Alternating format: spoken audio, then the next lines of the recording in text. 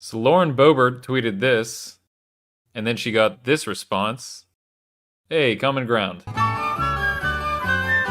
She's so f***ing stupid. Every single thing she says, it's so obvious that it's just talking points. It's just red meat, words that are gonna create some type of emotion in the dumbass Republican base that's gonna get them all energized and upset and outraged. Like, she doesn't stand for anything. She just regurgitates stupid alt-right talking points. Don't come knocking on my door with your Fauci outie. You leave us the hell alone. And now she's one of the faces of the party. It's not just Lauren, though. The entire Republican Party has no belief system other than just being trolls. Kyla Frank summed it up perfectly in this video. What we have on the menu for you today is a delicious example of cognitive dissonance. We have a main dish of the Gadsden Don't Tread on Me flag, paired nicely with the "Oh yeah, tread harder daddy" thin blue line flag, and a tiny American flag side dish to not overpower the fascism flavor. Most of us know how difficult it can be to engage with a conservative.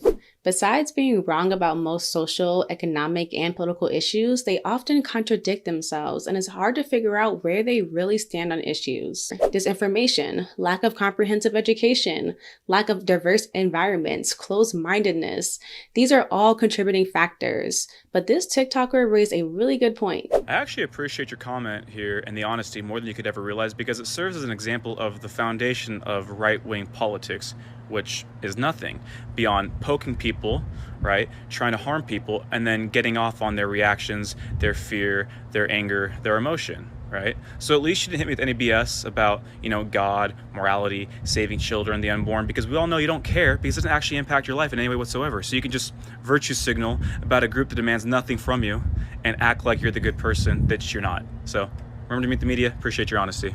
Ultimately, it goes back to politics being personal.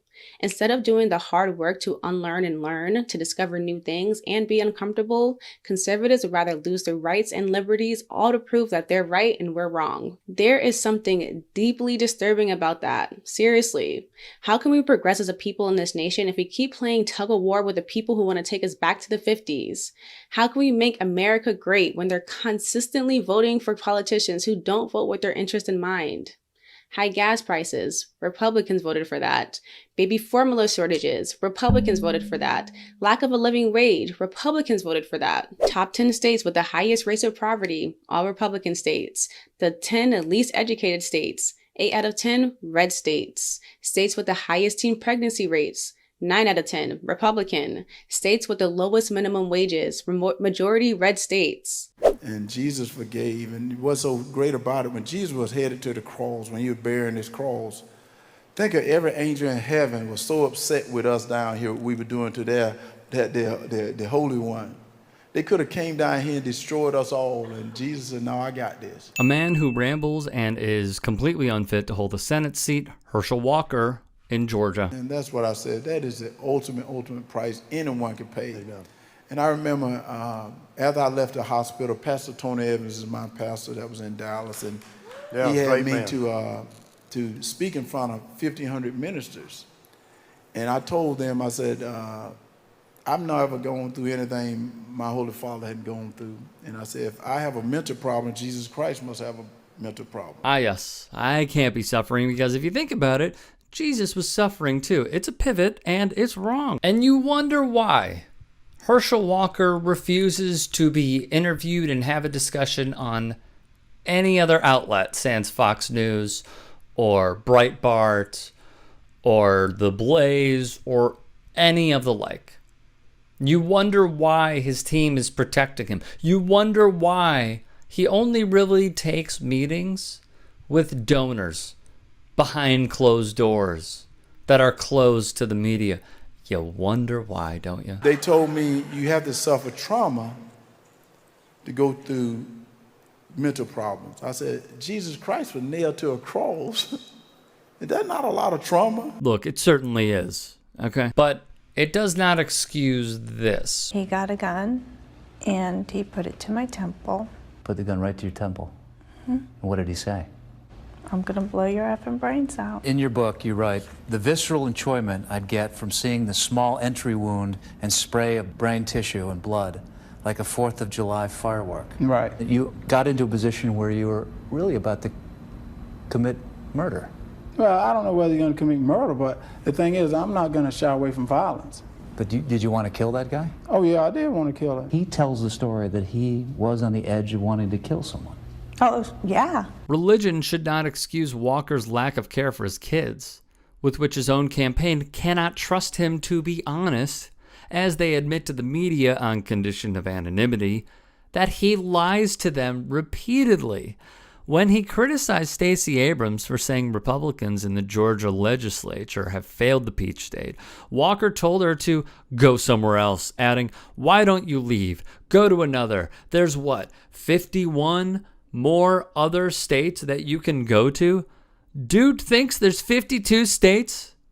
Now, I got to be super clear on this. D.C. and Puerto Rico should have a statehood, so yay, Herschel. Way to go, man. The latest from Herschel Walker is this, and let me tell you, is it surprising? No.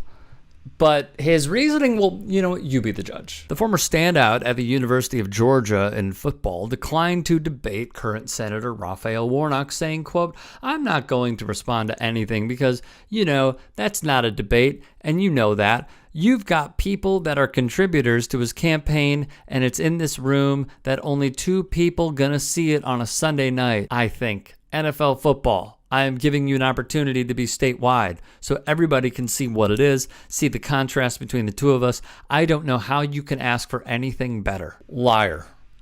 Total and complete liar. However, here's the crux of the issue. Walker didn't want to debate Warnock while millions of Americans would be distracted by Sunday football, which would almost be a viable excuse if not for the fact that October 13th lands on a Thursday.